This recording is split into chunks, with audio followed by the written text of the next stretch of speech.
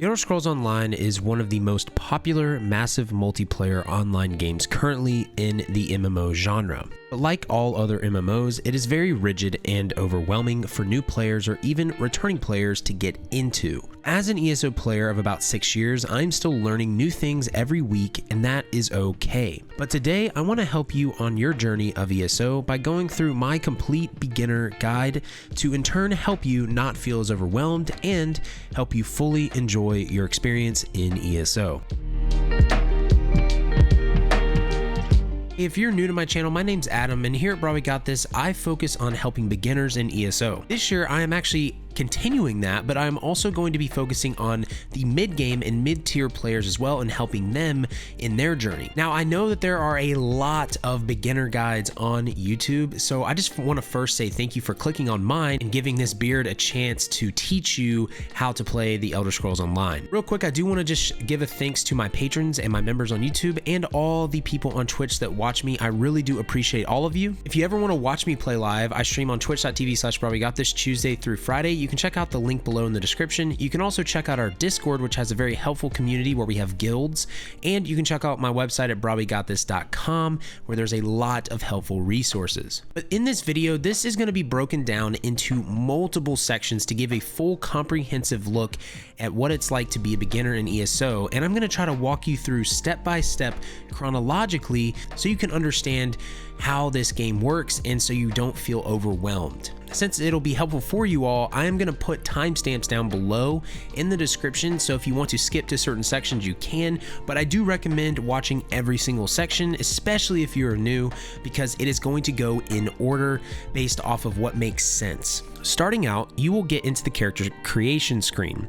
This screen is where you will make your masterpiece of a character, but it also is an important decision point. If you have the base game, you're going to have access to 4 base classes. Those will be the Dragon Knight, the Sorcerer, the Nightblade, and the Templar. If you have the previous expansions or have bought the other 2 classes, you will have then the Warden and you will have the Necromancer. Deciding what class you play can be a difficult decision, but thankfully I have a video that I made recently helping you choose which one is best for you. It will be down below in the description and you can save it to watch it later. But moving on, when you pick a class, you need to understand this basic concept. That concept is that any class can play any role. So that means any class can play tank, can play healer, can play DPS. Some of the classes though may excel better at some of the roles than others, but just know that you can play any role. To give a very basic overview of each one, the Templar is the Paladin type class, the Nightblade is the Assassin type class, the Sorcerer is the Mage type class, the Warden is the Druid or Nature class, the Dragon Knight is a Dragon / Fire / Poison class, and the Necromancer, well, obviously is a Necromancer, which means that you're going to raise the dead. Now, when it comes to the races, there are 9 total races that you can play from, or 10 if you have the Imperial right here. Again, please keep in mind that you can play any race with any class, but some races have better benefits for certain roles. For example, the Orc is my favorite stamina race to play, and so what that means is since this is more stamina focused, it is not going to be as beneficial as a Magicka character, but you can still do it if you would like to. But the races that you can play are in the Daggerfall Covenant, you can play the Breton, the Orc, or the Redguard. In the Aldmeri Dominion, you can play the High Elf, the Wood Elf, or the Khajiit. In the Ebonheart Pact, you can play the Argonian, the Dark Elf, or the Nord. Now, whichever race that you play is going to lock you into that alliance for PvP purposes. But if you have any race, any alliance, you can go up here to the top and click the alliance that you want to be based off of whatever your friends are playing or whatever you want to do in PvP or whatever, you know, it's all up to you with that. But if you do not have that, then that means that if you pick Aldmeri Dominion race, it will be Aldmeri Dominion. Same thing with Daggerfall Covenant and Ebonheart Pact. Now, if you want to look at a very detailed class guide, I have 6 ultimate class guides that covers every class in the game, and it gives you a beginner and starter build. Those will all be in the description, and I will say that I want to shout out Outcast because he was a big reference and help for me when I created the Sorcerer guide, because I hadn't played a lot of a Sorc tank or healer, and so I learned some information from him that helped me with that guide. So you can find all those ultimate class guides below, and you can check out his website. But make sure to save those videos for later, because we're going to be moving on to the next part of the guide, and that is the menu system. So like I said, we are in the menu section of this guide, but if you did just create a new character and you're doing this with me, you probably went through the tutorial and it took you to this portal room that you get to choose which portal that you go into. I'm here to tell you that it doesn't really matter which one you choose because we're going to get into traveling and the map and the zones later in the video. You've probably learned a little bit about the game if you've gotten to this point. You know, just pick a portal though that looks cool to you, and we will get to the zones here later. So in the menu section, there are multiple little menus that you have in this game. One of the most common ones, or one of the things that you're going to look at a lot, is your character and your skill sheet. This is your character sheet, and this shows you class, race, title, outfit, your attributes, so magicka, health, and stamina. It shows you your stats like max magicka, max health, max stamina. It shows you your writing skills and active effects. The skills menu, which we will get into in the next section, will show you all your skills that you have and passives and all that good stuff. Your pressing I on the keyboard will go to your inventory. Your inventory shows all of your stuff here, and then it breaks it down into weapons, armor, jewelry, consumables, materials, furnishings, companion items, miscellaneous, and junk. You also have this up here. You have your craft bag, which is ESO plus. You have your currencies, which are account bound. So these are all throughout your account that you share. And quest items, and then quick slot items. This is when you can press Q and use things very quickly, hence the word quick slot. So I could put this food on the quick slot item right here if I want to, but I don't have to do that. Then if we press M, we have the map, and then here is the overarching menu. So we have inventory, like I said, character, we've got skills, we've got champion points, which we will get into later. We've got your journal, which is going to be your quest log, where your antiquities are, lore, achievements, and leaderboards. You then have collections. Collections have your stories, housing, outfit styles, and set items, which is the sticker book right here. But in the collectibles tab, there's a multitude of things. This is all costumes and hats and everything that you own that is cosmetic. You have furnishings, fragments, allies, mementos, tools, mounts, non-combat pets, and emotes. If you do have a mount that you got from a collector's edition or a bonus edition or something, if you want to make it active, you can right click and set active. You then have the map, like I said, which is M. You then have your group tab, which is where you can form groups at.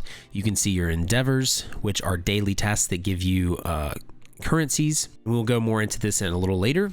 You then have your friends tab, which all your friends are in right here. You have the guild tab.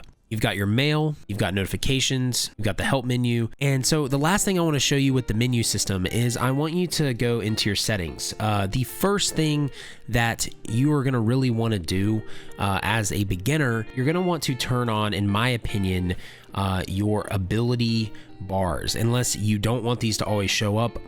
I personally like seeing these because if I don't, I can't tell what bar I'm on sometimes. So you'll see it down at the bottom there, and you also see your attributes. If you don't want that, you can just turn it back off. Another thing that you can do, which I have to do when I play this game, is turning on auto loot. So you can go right here, auto loot on, and you can turn auto loot stolen items off, or consolidate loot, all that stuff. I like putting this on so I can play the game and not have to keep looting every time I go to an enemy. So that is a basic overview of the menus and the settings. So now I'm going to go into skills. Okay, so now we are in the skill section. Each class is going to have 3 different skill lines, okay? Each of these skill lines are going to have 5 skills that you can activate, and they're going to have 4 passives. They're also going to have 1 ultimate. Now, each of these skills start out as a base skill, and then they each have a morph. So there are 2 different choices you can go with. A lot of times these morphs are either magicka versus stamina, or they have 2 opposite effects for the most part that cater to different types of builds. Also, the skill lines usually have themes or are specific towards certain roles. So for the Dragonite, the Ardent Flame line here is a damaging line. The Draconic Power line is more of like a utility line. The Earthen Heart is going to be shields and CC, and there are damaging effects obviously in this as well, but each class is different, okay? The Necromancer has a straight healing line, it has a straight damage line, and then like a middle of the road line. And the Warden is kind of the same way. It has a frost line, it has a healing line, and then it has a damaging line. Now, that is not all the skills that you get. So, depending on the class you get or choose, you're going to have access to those abilities. But every single class has access to the rest of these skill lines except for the racial one, because that is tied to your race as well. There are 6 weapons that you can use in this game, and they each have a skill line as well. And they have 5 skills, 5 passives, and they have an ultimate as well. There's 2-handed, 1-handed shield, dual wield, bow, destruction staff, and restoration staff. Moving on to the armor lines, there are 3 armor types.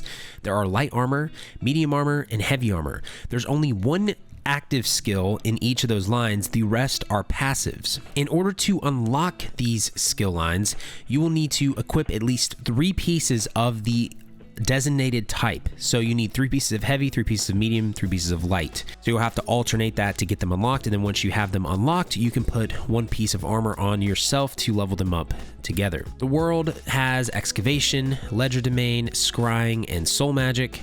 You have multiple guilds, which are Dark Brotherhood, Fighters Guild, Mages Guild, Psijic Order, Thieves Guild, and Undaunted. You have the Alliance War, which is the PvP lines.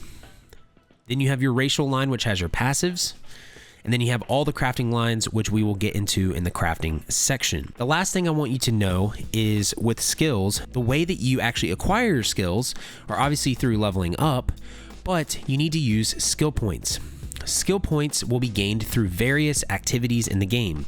Every 3 sky shards you collect will give you a skill point. We'll talk about sky shards in the map section. Now let's move on to the skill bar setup. Your skill bar is designated by this right here.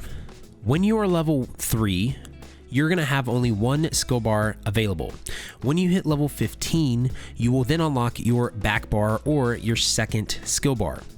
On your skill bar, you can have 5 activated skills at a time plus 1 ultimate. Same goes for your back bar. The main thing that I want you to take away from the skill bar section is the way that XP works with your skill bar. So what I want you to look at is, you'll see on my front bar here, I have Burning Embers, I have Molten Whip, I have Engulfing Flames.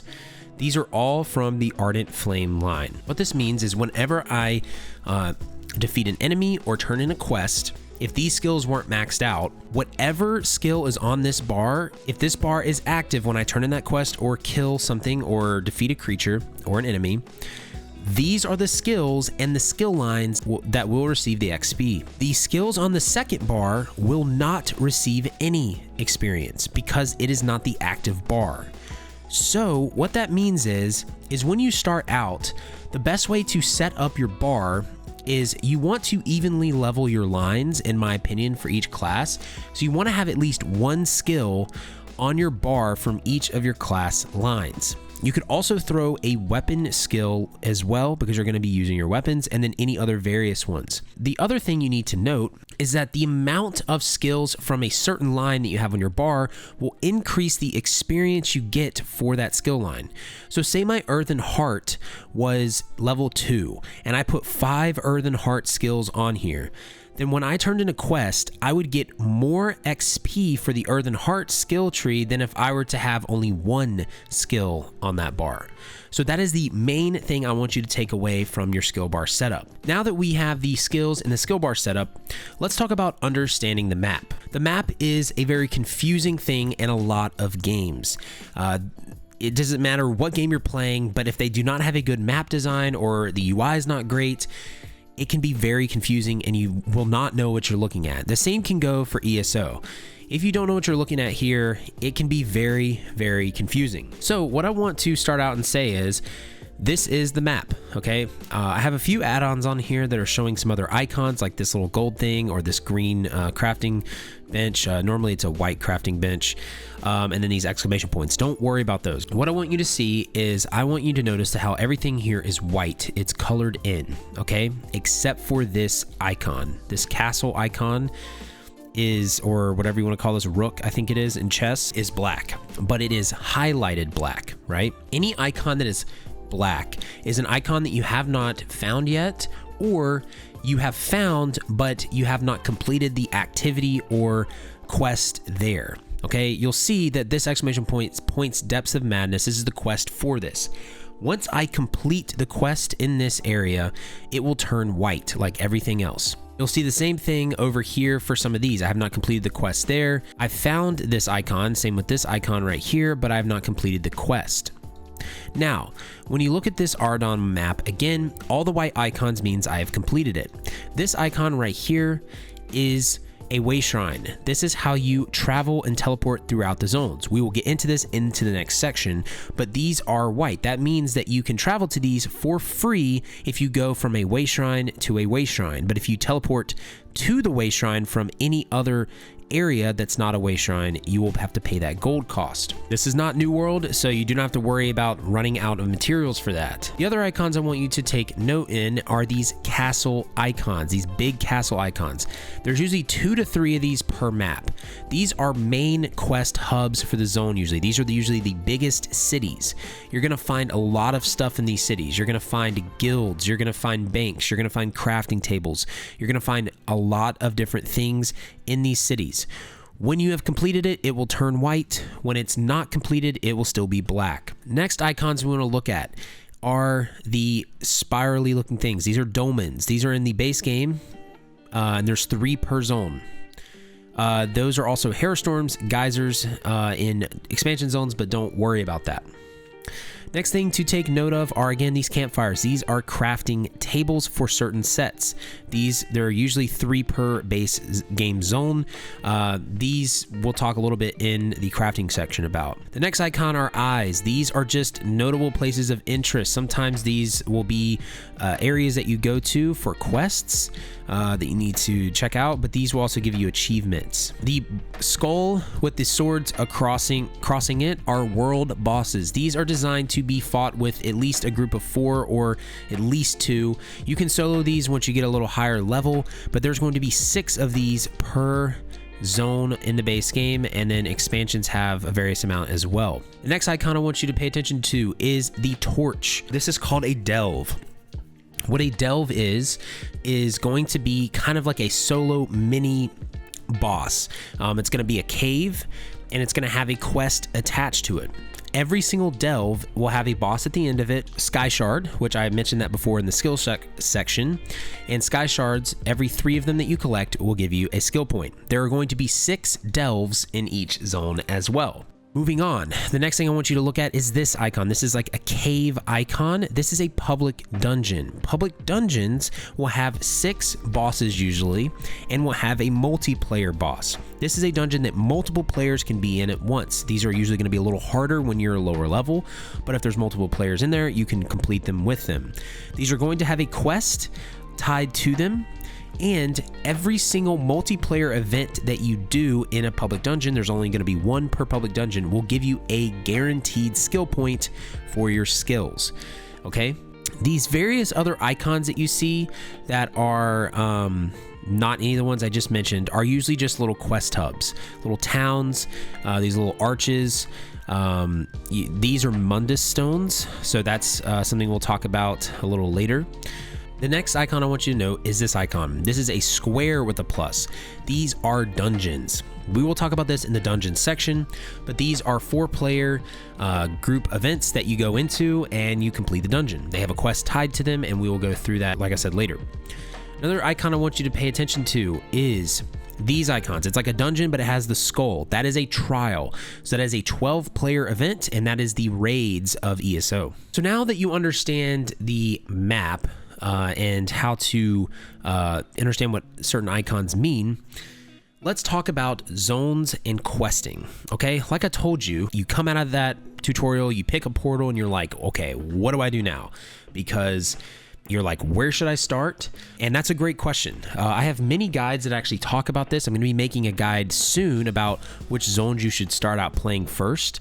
But this decision is ultimately up to you. You have tons of options as you look at this map. It's absolutely insane.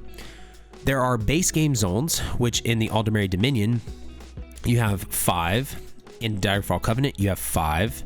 And in Ebonheart Pact, you have 5. Then you have multiple DLC and expansion zones, and then you have Cyrodiil, which is a PvP zone. What I would recommend is I recommend you start in the base game zones. So the main reason that I recommend that is because if you are a new player, these zones are going to be typically a little easier to complete. So if you decide to start out in Aldmeri Dominion and you start questing in Ardon, you're going to start down here in Volkelgard.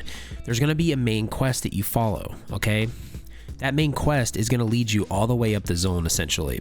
What main quests look like are the icons are this icon right here. Whenever you see this icon, that is a main quest. There's a main zone quest, and then there's a main game quest, which is at the Harborage, which you will get someone teleporting to you every so many levels, and you can do that quest as well. So now that you know what main quest icons look like, what normal quest icons look like are this icon right here. It's just like a normal triangle. Then you will have blue icons above people's heads, and these are daily quests. These will also be at certain boards as well. Daily quests above people's heads are usually in DLC or expansion zones, but just wanting to show you what each of those look like. But as you look at the zones, there are a lot of things to choose from. What I would do is just, like I said, stick to a basic base game zone story and go through it. So if you're in the Aldmeri Dominion, you can do that, but you don't have to just do the Aldmeri Dominion. You can, due to the 1 Tamriel update a while back, you could go to the Ebonheart Pact and do the Ebonheart questline. You could then go to the Daggerfall area and do the Daggerfall questline. It's totally up to you, but what I would do is just stick with one of them and then complete it and then move on to another one. When I tell you guys that the questing in the Elder Scrolls Online is the best questing that I've ever done in an MMO, I mean that, because it is truly fantastic. It's really part of the fun for me in this game, and it makes the game more of an RPG than an MMO. So I'm telling you to take your time as you quest and find the things that you like to do, because I'm serious, you'll enjoy the questing of ESO more than any MMO that you play. Now, what we're going to do is we're going to move on to combat. Combat is a very, very deep mechanic in this game, obviously, because it's a core feature. So I will not be able to cover every single thing with combat in this, but I do want to touch on the basics. Something that a lot of people skip in the tutorial is the actual combat cues. We're going to get into those here in a second, but the first thing I want to talk about is what kind of combat ESO is. This is not a tab targeting kind of combat game. This is not World of Warcraft. This is not Final Fantasy. This is a very high action combat game. It's not as action based as BDO, like combo based or anything like that, but it is very action based, similar to New World. The way that skills work and interact with each other, our skills are broken up into different categories for the most part. You have skills that have instant cast times. You have some skills that channel, like an ultimate like this one that says channel time 5 seconds. But most of the skills that you do in ESO are going to be instant. Now, with those, there are obviously area of effect abilities that target an area. There are single target abilities that target one target. So for instance, this one right here is a single target ability. It's targeted. This is not going to hit multiple enemies, okay? So that's a single target, but something that it would be an area of effect would be this. This would hit multiple enemies. Now, along with that, both of these abilities that I just used, so this is Eruption, this is Burning Embers, are both damage over time. They're doing damage to this target over time as well.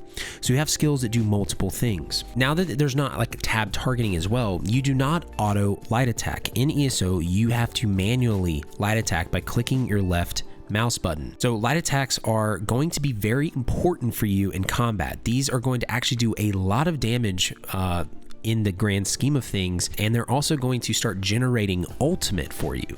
You gain ultimate passively back, but light attacks will help make that quicker. So the more efficient you are with light attacking and using your skills in between each other, the better efficiency you're going to get in combat, which then leads to your resources. Okay, you have a set amount of resources that you see there at the bottom of the blue, red, and green bars. These are, again, like I said before, your attributes.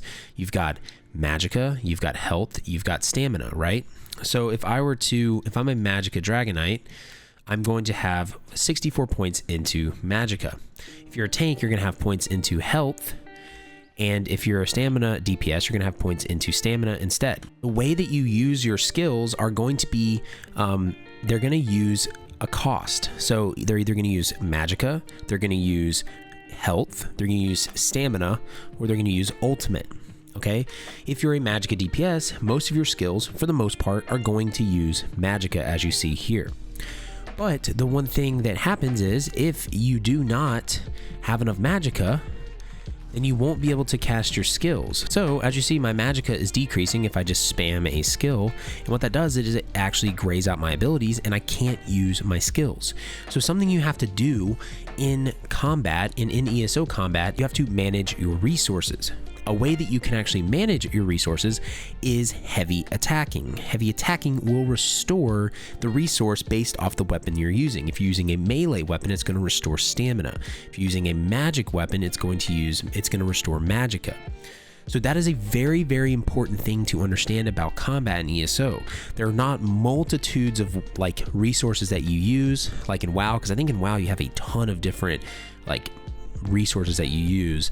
But in ESO, the resources are tied to your skills. And there is a whole slew of different things to get into when it comes to combat, and I can't get into every single thing because they're a little bit more advanced, but there are a lot of guides out there that help with this, like light attack, weaving, and animation canceling. Zynode has a great guide on that, which is how to put together your light attacks and your animation canceling. The one thing I want you to know about light attacks and animation canceling in ESO when it comes to combat is don't worry about it so much at the beginning, because it's something that you can pick up and learn over time. Just try to use your abilities and try to light attack. Light attacks are going to be very, very crucial for you later on in the game. The last thing I want to talk about with combat is I want to talk about combat cues.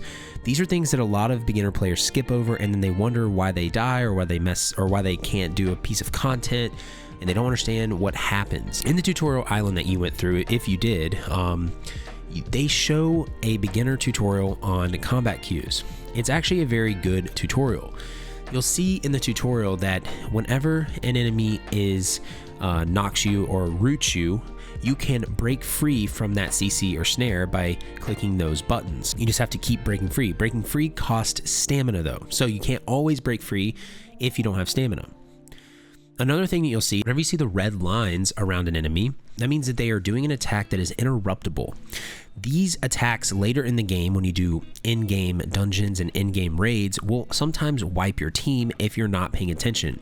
You need to make sure that you interrupt these. To interrupt, you hold the left button and then click the right mouse button. When you see the white lines surrounding the enemy, that means they are charging a heavy attack. In this state, if you do not block by holding the right mouse button, you will be knocked down usually. These are very, very important things and cues when doing combat in ESO. Okay, so now you're probably thinking, Adam, you've taught me combat, you've taught me the map, you've taught me my skill bar, my skills, my class, my race, everything, my menus, settings. What do I do now? I'm so overwhelmed. I don't know, do I go quest? Do I practice something? What do I do? I'm glad you asked, because I'm about to show you the routine that I did when I was a new player like yourself. So what I did when I started out playing this game is I started out in the Ardon zone. I was Aldemary Dominion, and I wanted to play through the Aldemary Dominion quest line.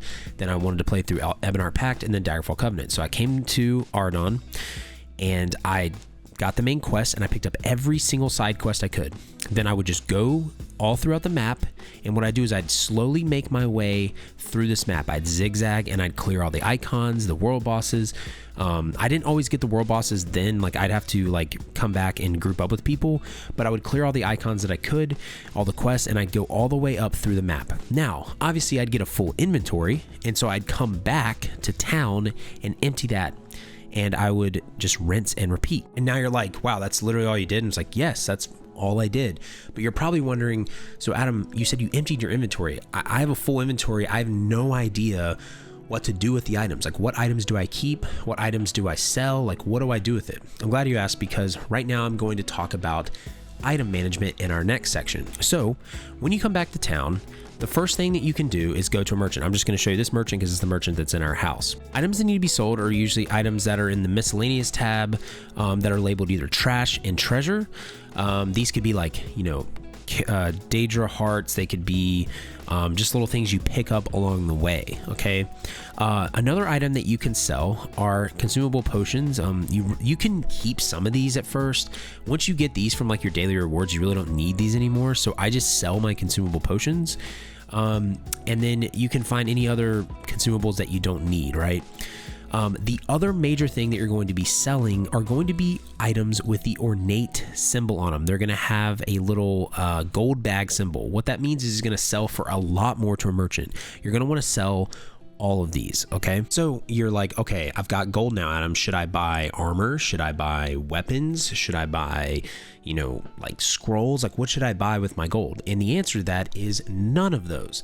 I'm going to show you now what you do with your gold in the highest priority with spending gold in ESO when you're starting out. So one of the number one things that you should buy with gold is upgrading your mount speed every day that you log in. You need to do this per character because it's just how it's set up, but prioritize speed first, then you can do carrying capacity, then stamina. This is one of the top things you'll be spending your gold on. Now, the next thing that you can spend your gold on is bank storage upgrades. Okay, bank storage is shared between all of your characters. Okay, so you can go to the bank, any bank icon in any city, you can click on it, and then all you gotta do is buy bank space right here. And then the last thing that you can spend your gold on is bag merchant upgrades or bag space upgrades by this icon right there. I don't have any more for this character, but essentially you're going to want to do that so you can get an increased bag space. I have a 205 inventory slots on this character. These are the things that you want to spend your gold on because they are the most useful and they are needed. Now that you know what to spend your gold on and all that good stuff, what do you do with the rest of the items in your inventory? Because you still have full inventory items. What I want you to know is I want you to know that your bank is your best friend, okay? The bank is shared across all of your characters, okay? But the other thing that the bank is and is amazing for is that you can access your bank from crafting tables, okay? No, you can research things from your bank. You can deconstruct things from your bank. That is what is the beauty. That's the beauty of the bank in ESO. Now we're going to get into crafting in the very next section, but what I want you to do is if you have a full inventory, I want you to just sell all your items that, like I told you to sell, that is ornate or trash or treasure or consumables that you don't need. And then what you're going to want to put in the bank is you're going to want to put, if you do not have ESO Plus, put any stackable crafting materials in there. If you do have ESO Plus, just put anything that stacks in there, any items that have the research icon that you want to research later, and the rest we will talk about in the next section when we go through crafting, because we're going to deconstruct items, we're going to research them, and we're going to just get a lot of that out of your inventory. You can also bank items such as like XP scrolls, like repair kits, just other things that are clogging up your inventory. Okay, so now that we have your inventory sort of unclogged, we're going into the next section, which is crafting. Now, crafting in ESO is a big thing. Crafting is so important, and I have a crafting guide that's in the description.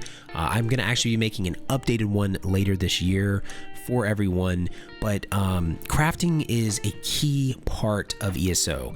And so I want to make sure I take an ample amount of time to give you a basic understanding of what the system is like. And that is going to then pull together all of the rest of the item management and inventory management sections. Okay, so for crafting, there are 7 different crafting lines: alchemy, blacksmithing, clothing, enchanting, jewelry crafting, provisioning, and woodworking. Jewelry crafting is from the Somerset DLC or expansion, so if you have ESO Plus, you will be able to get this for free. If you have the expansion already outright, then you'll have that as well. Each of these crafting lines, there's going to be these certain passives or things that you get in them. The way that you level these lines are in various ways. So in alchemy, you need to make potions. In blacksmithing, you need to deconstruct items or create items. Clothing, same thing. Woodworking, same thing. Same with jewelry crafting. Provisioning, you need to just basically make recipes. Enchanting, you need to deconstruct enchants or create enchants. Now, crafting experience is designated with crafting inspiration. You can get more inspiration from crafting if you deconstruct items that have the intricate symbol, which I will talk about when we get to the crafting menu. Each of these crafting lines, these passives are important.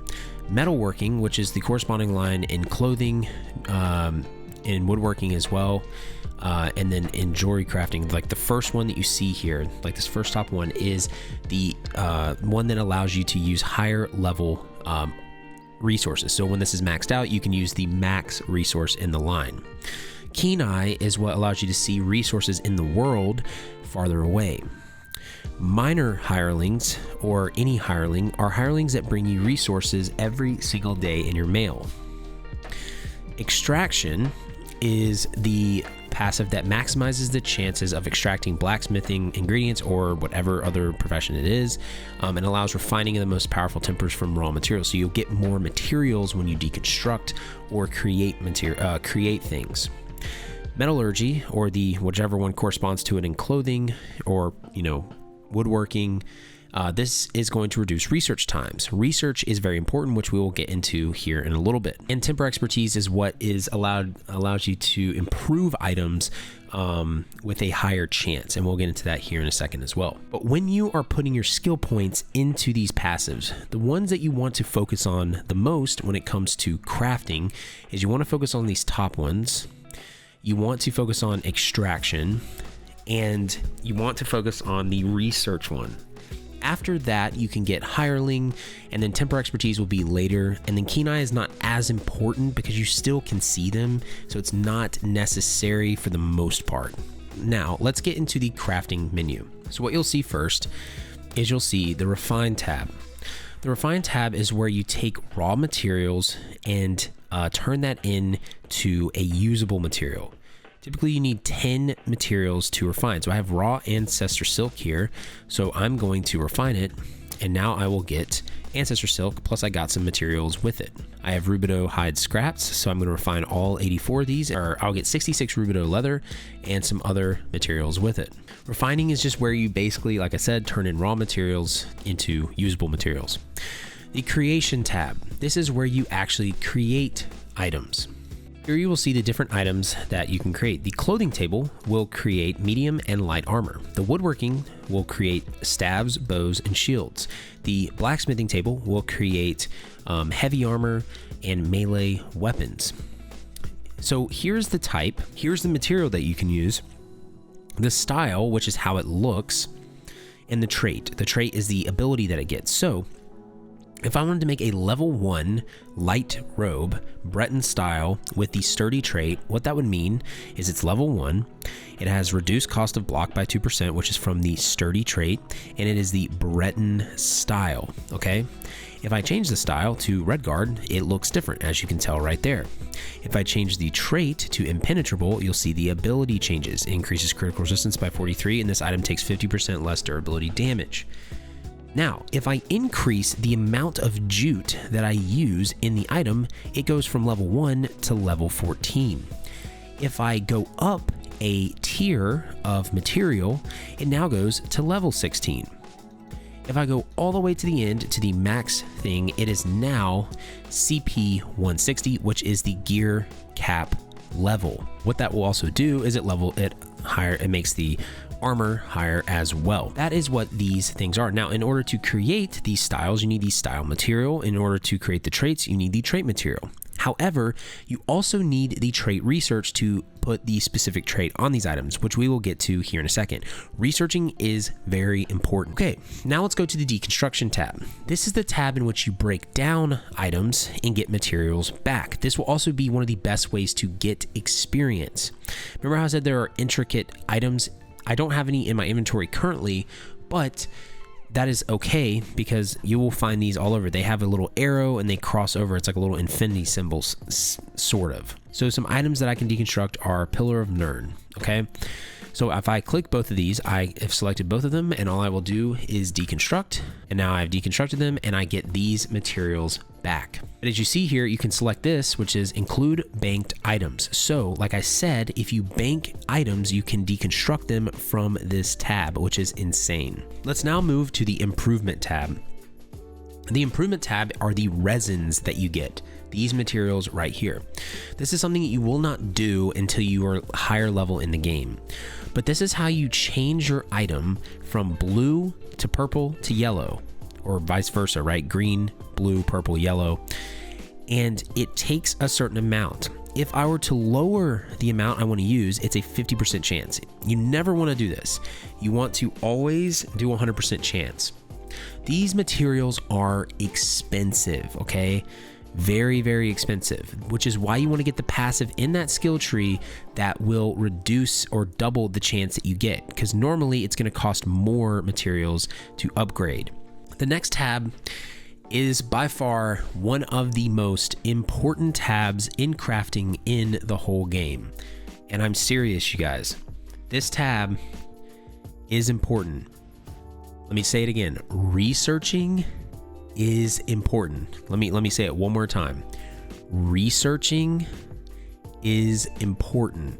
Make sure to do it. It takes less than 2 seconds to do on your main account. This is where you're going to see items that have a magnifying glass on them, or like, you know, a little research icon. What that means is you can destroy that item by consuming it for research. When you do this, it's going to take real life time to complete. So it's going to take an hour, then it's going to get more and more time for the amount of traits that you already have for it. The last trait for an item, I think, takes 27 days of real time.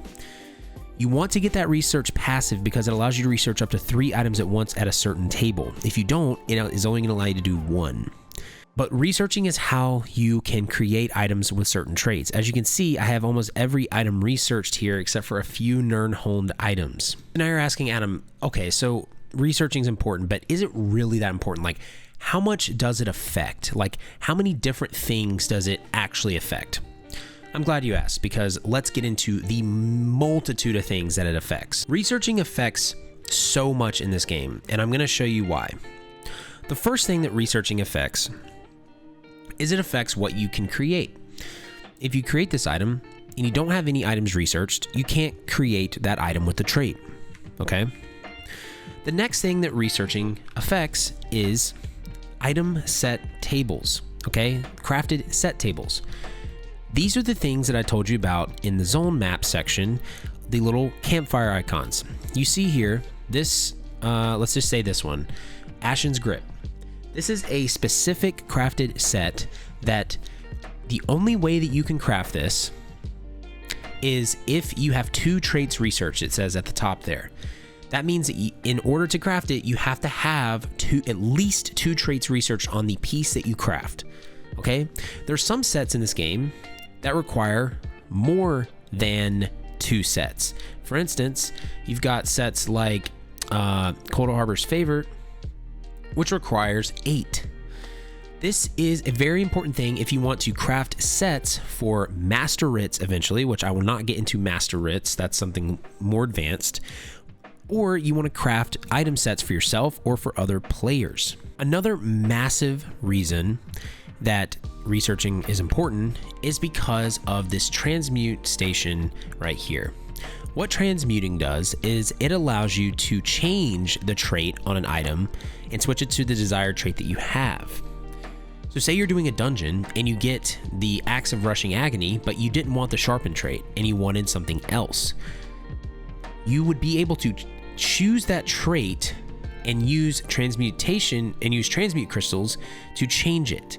But in order to select that trait, it has to be researched for the axe. So if I don't have the charged trait researched for the one-handed axe, then I can't change it to that. The next massive reason that research is important is because of reconstruction. With the Markarth update, we got the item set collection system, which I will talk a little bit about here in a second, a little bit more in depth.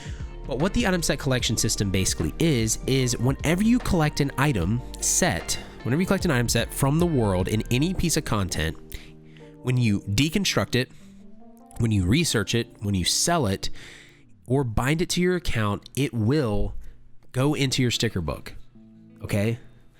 And that doesn't matter what level the item is. If you're level 3 and you get a set item, you'll have that until the rest, you'll have that forever. What that does is it allows you to collect the sets as you go through. Now, the more sets of an item set that you collect, so like say I'm collecting the Soul Shine set in Reaper's March, the more that you collect, the less amount of cost it is to recreate that item, okay? You can get it all the way down to 25 transmute crystals, which is better than re-rolling an item. Now, what is recreating? Recreating is basically just assembling the item exactly the way that you want it. So if I wanted to get these shoulder pieces and reconstruct it, I can choose the quality of the item, I can choose the trait of the item, and the only way to actually get the desired trait is if I have that trait researched on that piece of armor. So I have to have heavy shoulders, invigorating researched if I want to pick invigorating. That is why research is extremely important. And I mean extremely important. So do you believe me now when I tell you researching is important? If it is, leave me a comment below telling me you do. I'd love to hear your comment on that. So that is the research tab. Now the last tab is furnishing. It's patterns, praxis, all kinds of stuff. This is where you will find your furnishing recipes that you've consumed, and you can create actual furnishings for your house. Now I do want to touch briefly real quick on the item set collection like I just said. I just want you guys to know that the best time to recreate these items are when you are actually level 160 CP, which is the gear score cap. That's the highest item level that you'll be able to get. And so there's no point of crafting this like when you're level 30. So just make sure to use these when you are actually CP 160. That is the great thing though about playing in 2022 is you're going to be able to actually put any item in your sticker book and it's going to be fantastic, and you're never going to get a duplicate item because of the new curated system as well. Now what that does is it prioritizes items that you don't have in your inventory. So what you're going to want to do is when you get an item, to make sure you don't get a duplicate, just right click the item and click bind, so then the next drop is not going to be that item. So we've got through crafting and you've cleared out all your items. You've got an empty inventory now, and you're like, okay, like what if I'm getting a little bored? Like what if, you know, I don't want to go questing, or, you know, what if I want to do something different? Okay, I'm glad you asked, because next thing we're going to cover is dungeons and the dungeon finder. This is going to be very brief, but this is an alternate thing that you can do along with your questing. So you can start queuing for dungeons when you're level 10. You can also queue into Cyrodiil as well when you're level 10. You'll find the dungeon finder in the group tab right here.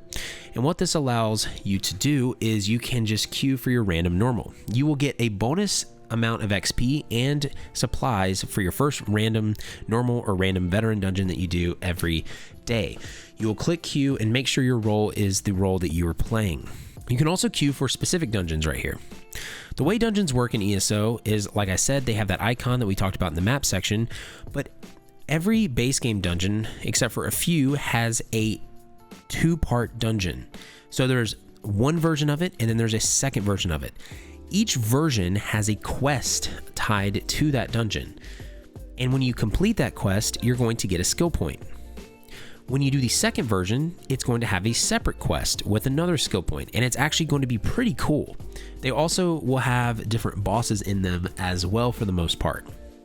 You'll see here all the second versions, and then there's few that just have one version. Then there are DLC dungeons. DLC dungeons are a lot harder to do, and these will not be unlocked until you hit level 45. You will not want to do the veteran versions of these until you're even higher level. And that leads me to the different types of dungeons. Like I said, there are the 2 versions of a lot of them, but then each dungeon has a veteran form. You will not be doing veteran dungeons until you are at least CP 160 and probably a little higher. They are denoted by this icon right here.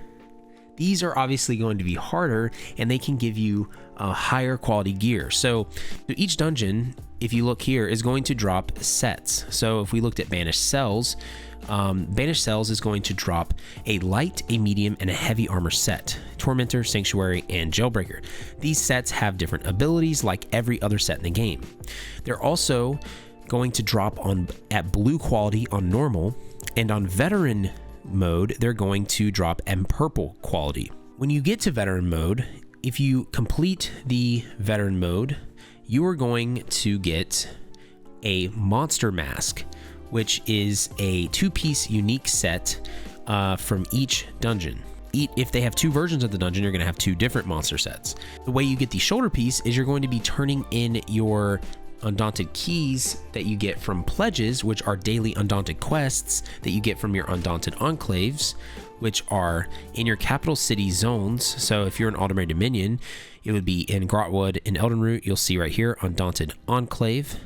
If you are in Daggerfall Covenant, it would be in Stormhaven, in Wayrest, right here, Undaunted Enclave. If you are in Ebonheart Pact, it's going to be in Deshawn, and it's going to be in Mournhold. It'll be right here. But these Undaunted Pledge Givers will give you daily quests each day. If you complete those daily quests, you'll get at least 1 key on Veteran. And you see here it says daily. If you do it on Veteran Hard mode, you will get 2 keys. But that is something for a later video. But that is a generic rundown of dungeons. And so say you're wanting to do different things, you can queue for those dungeons, you can keep queuing for them, and you can have fun and you can learn the mechanics. Another thing that you can do while you're questing now, and this is something I couldn't do when I played because they weren't there, is antiquities. Antiquities are something you can just do around every map. They're a great way to make money as a beginner. So if you want to scry things, you can look in the zone and see what you can scry. And they're just a fun thing and chill thing to do as you quest. Okay, so now you've got that and you're like, okay, Adam, I see your character looks absolutely immaculate. How do I make my character look cool, and what can we do with that? And how do we do that? Well, that's the next section. We're gonna get into customization and fashion now. So if you want your character to look like the Witch King of Angmar like this is a costume that I actually got from the Crown Store on sale a long time ago, but there are ways to duplicate this, and there are ways that you can get amazing, ridiculous looking styles. And the way you do that is through the motif system. So ESO essentially allows you to extract styles. So remember how I told you, like if you look here, this False God's robe has the Sunspire style. You can essentially extract that style by consuming the motif for it, okay?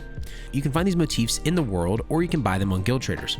I have a few motifs here in my inventory that you'll see that I've already consumed that are certain things. As you see, it says Crafting Motif 87 Ancestral Nord Maces. These motifs also sell for a decent amount of gold. But if I consume this, which I've already done, I will learn how to put on, essentially, and craft the Ancestral Nord Mace. What that will do is it will apply this style to my account to be able to be worn. But it will only apply it to be able to be crafted on this character. So the biggest thing I can say with this is if you're going to have a main account, or if you're going to have a main character, consume all your crafting motifs on that character, because that way they can create that style for master writs and other things. But all your characters will be able to use it in the outfit station, which we're going to talk about right now. If you want to preview styles, you can do it by just going to the outfit styles tab right here, and you can double click on something and you can see what it looks like with your character.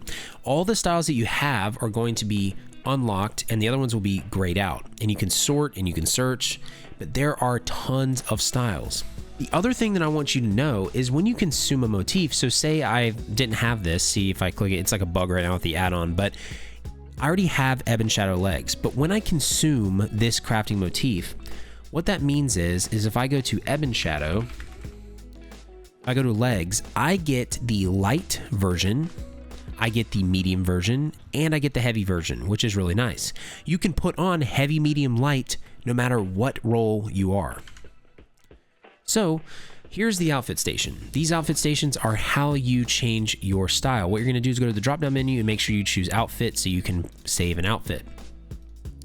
Here's all the armor styles that you need, or that you have.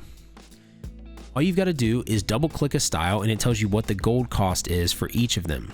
So say I wanted to change to this style, put a chest of, let's see, we'll put the Welkner style on, like this with the little wings, and then say I want to change my boots.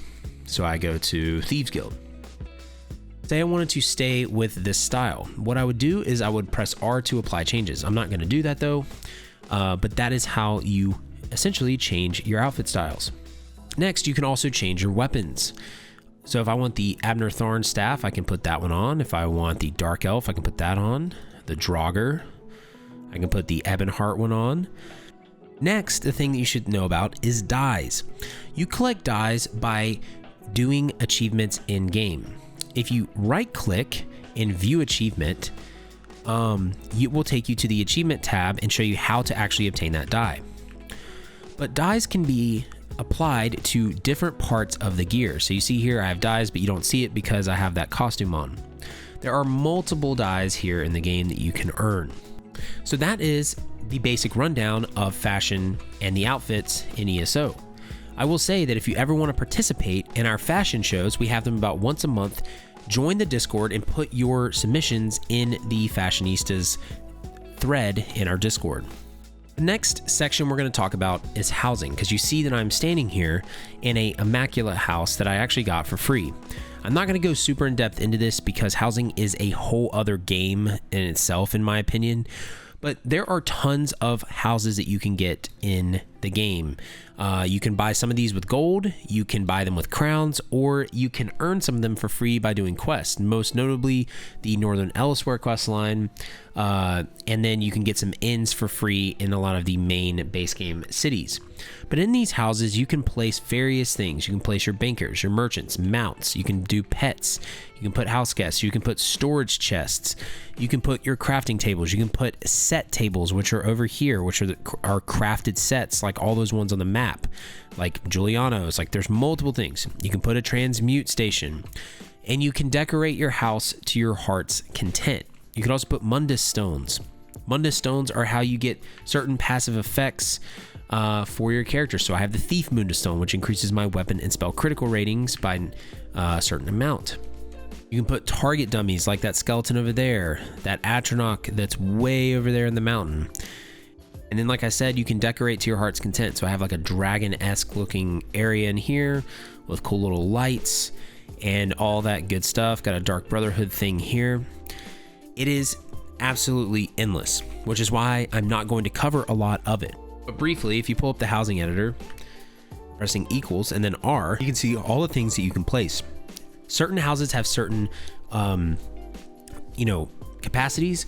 The biggest houses have a furnishing capacity, and it's doubled through ESO Plus. It also has a population capacity and all different things as well. And so something I want to encourage you with is, I know that I'm going to get a lot of questions with this. And so if you have any questions, leave me a comment below. Leave me a comment or leave me a question in Discord. Join our Discord because we have a lot of people that help in there, and come by my Twitch stream. Like I said, I stream Tuesday through Friday, and I answer questions and I'm very interactive in the chat because I know that a lot of you are not going to understand every single thing in this guide. And I know that there's going to be questions later, which is why after this video, I'm going to have other videos up on the screen that will allow you to learn other things about the game. I have so many resources on my website and in the YouTube channel that can help you understand little facets of the game. I also have very in-depth guides, like I said, with the class guides, which class to play. I've got a crafting guide. I've got inventory management guides. I've got just all types of other things as well. But the main thing I want you guys to know is that I have for you is I have a series that is called the Beginner Series. The Beginner Series is where I go step by step, level by level, all the way to 50. I'm almost at level 40 and I'm almost done with the series. I'm going to have that series linked below as well. And it will be at the top of the screen here or over here somewhere as a card that you can click on next. But I just want to say thank you for watching this video. I want to say thank you for your time. I know this is a long video, but I do really appreciate it. If you do, it'd be awesome if you left a like and subscribed and rang that bell. It really helps me out. And leave a comment to let me know if this was helpful. But until next time, y'all, just remember to have faith, be great, and I'll see you on ESO.